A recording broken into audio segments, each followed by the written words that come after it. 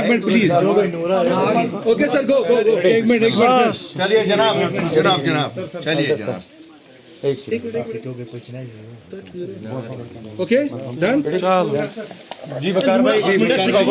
बिस्मिल्लाहिर्रहमानिर्रहीम। इय्याका नअबुदु व इय्याका नस्तईन। जैसे कि आप सब जानते हो 15 साल हो गए हैं मुझे एक्टिविज़म में, और 15 साल एक्टिविज़म में मैंने कभी भी किसी भी पार्टी के साथ नहीं गया हूँ, और ना मैंने कभी वोट भी किया है, जो हकीकत और सच बोलता हूँ। लेकिन जिस माहौल में हम बड़े हुए हैं, जिस माहौल में हमने अपनी जवानी निकाल दी है, आज मेरी उम्र हो गई है 36। 20 साल का था जब मैं एक्टिविज्म स्टार्ट कर रहा था, और आज 36 साल का हूँ। और एक बार मैं आपको याद दिला देना चाहता हूँ, जब मैं कश्मीर के अंदर पहली बार आया 2012 में, तो मैं लोगों को यहाँ तड़पते हुए, मरते हुए और लोगों को जेलों में जाते हुए देखकर मुझे ये लगा कि मुझे यहाँ काम करना चाहिए। मैंने काम किया, मैंने जंतर मंतर पे 50 से ज़्यादा प्रोटेस्ट किए, हंगर स्ट्राइक की।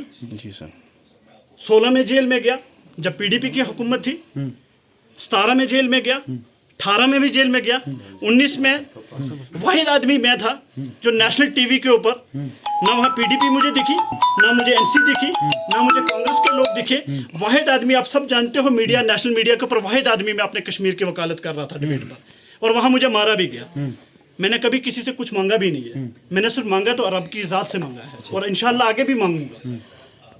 उसके बाद मैं जम्मू जब आता हूँ तो मुझे दोबारा गिरफ्तार कर दिया जाता है और मैं जेल में बंद हो जाता हूँ। 6 महीने में जेल में रहा हूँ। मेरे बाप आज नहीं है, कोविड में 10 फैमिली के 10 परिवार के लोग मारे गए, लेकिन मुझे आज भी बाप की वो याद है कि जब मेरा बाप 80 साल का बुजुर्ग थाने के अंदर आया और पुलिस वालों ने बोला, जब वो मेरे साथ मिल रहा था, पुलिस वालों ने बोला चल टाइम निकल हो गया, चल निकल बाहर जम्मू के अंदर, तो मुझे वो याद है आज भी दिन। लेकिन हमेशा अल्लाह को याद करता था कि इंशाल्लाह एक दिन बेहतर होगा। उसके बाद कश्मीर के अंदर जो हालात बने आप सब जानते हैं, इंटरनेट बंद हुआ, 370 ख़त्म हुआ। मैं ये सोच रहा था कि शायद सच की सियासत यहाँ कश्मीर में दोबारा होगी और लोग सच बोलेंगे। चाहे जितने भी लोग गिरफ्तारियाँ हुई 370 के टाइम, वो भी आप सब जानते हो, नौजवानों को खासकर गिरफ्तार किया गया। होम मिनिस्टर साहब ने ये भी कहा था कि हम जब 370-35 ए ख़त्म कर रहे हैं तो 2 परिवारों की वजह से, एक अब्दुल्ला और एक मुफ्ती परिवार से। लेकिन मुफ्ती और अब्दुल्ला परिवार आज भी MP बनना जा रहे हैं, वोट ले रहे हैं, लोगों से वोट मांग रहे हैं, रैलियां कर रहे हैं, लेकिन हमारे नौजवान आज भी जेलों के अंदर बंद हैं। मैं सरकार से सिर्फ गुजारिश करूंगा, मैं आज अल्ताफ बुखारी साहब के साथ मैंने पार्टी ज्वाइन किया है। इनका एक विजन है कि मुझे जेलों से बेगुनाह लोगों को, जिनका कोई कसूर नहीं है, उनको बाहर लाना है, कैदियों को बाहर लाना है। तो आप जानते होंगे जब मैं जेल में था, 6 महीने जेल के बाद मैंने जेल में शूज़ उतार दिए थे, और मेरी भी एक मांग थी सरकार से कि जेल से जितने भी हमारे नौजवान हैं जम्मू कश्मीर के उलमे दीन हैं, उन सबको रिहा किया जाए। तो जब मुझे लगा कि ये बात तो अल्ताफ बुखारी साहब करते हैं पार्टी के ऊपर भी, और लोगों के लिए भी, मैंने कई लोग ऐसे देखे हैं जहां मैं नाम आपको मीडिया के जरिए नहीं बता सकता कि जिन लोगों को इन्होंने जेल से रिहा कराया है।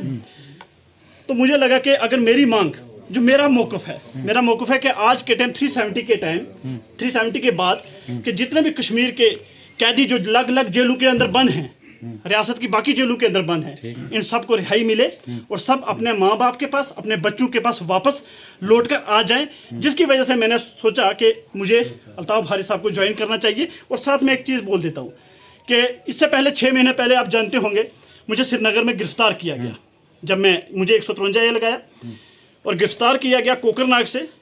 इस तरीके से मुझे गिरफ्तार किया गया जैसे कि मैं कोई आतंकवादी था, बट एक FIR थी, गिरफ्तार किया, नोटिस भी दे सकते थे, मैं तब भी आ जाता, लेकिन मुझे घसीट के लाया गया। ठीक है, कानून अपना काम कर रहा है, कोर्ट में आज वो केस चल रहा है, कोई नहीं, कोर्ट में देखेंगे सच क्या है झूठ क्या, कोर्ट उसका फैसला करेगा। लेकिन उस टाइम मैंने एक फैसला किया कि मुझे अब एक पॉलिटिकल बैकअप चाहिए। मैं कभी भी सियासत के साथ नहीं था। तब मैंने फैसला किया कि मैं अपनी वाइफ को, मेरी वाइफ के लिए मैडम महबूबा जी ने कहा कि आप, मुझे पहले बोला कि आप ज्वाइन कीजिए। मैंने बोला मैं तो ज्वाइन नहीं करूँगा, हाँ अगर रूही जाना चाहती है तो जा सकती है। उन्होंने रूही को बोला ठीक है जी ज्वाइन कराते हैं। 2 महीने तक वो मेरे पास आते रहे, फिर रूही को ज्वाइन करवाया। मैंने जब मैडम जी का हाथ उसके हाथ में दिया तो मैंने ये ज़रूर बोला था, मैडम जी आज भी जानते होंगे कि मैडम जी आपकी बेटी है, ये बहन है, ये नेशनल डिबेट पे भी जाती है, जर्नलिज्म में भी रही है, आप इसको इज्जत भी देना, हमें और कुछ नहीं चाहिए।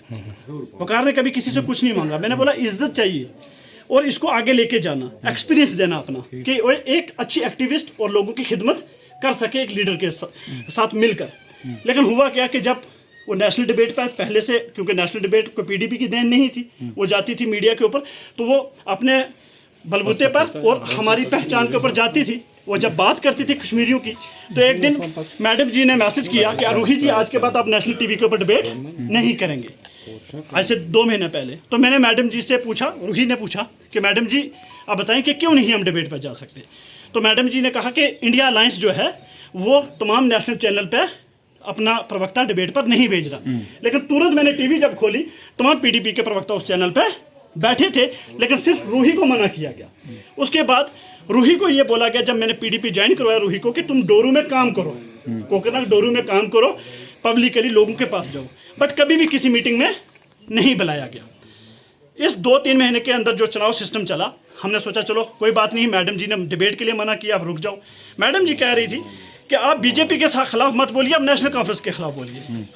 रूही ने जवाब दिया, हमने जवाब दिया, देखिए ना हम आपके इससे पैसे लेके काम कर रहे हैं कि हम किसी के टारगेट करें ना करें, हम वो काम करेंगे जो कश्मीरी आवाम के बेनिफिट के लिए होगा, चाहे उसमें कोई भी पॉलिटिकल पार्टी हो, हम उस पॉलिटिकल पार्टी से सवाल करेंगे, हम किसी के पोपट बनने के लिए यहाँ नहीं आए हैं। उसके बाद अब चुनाव जब हुआ, तो चुनाव के टाइम आप जैसे जानते होंगे, महबूबा जी खुद उतर रही हैं, अनंतनाग से चुनाव लड़ रही हैं, वाहिद पारा चुनाव लड़ रहा है सेंटर से, और फयाज मीर लड़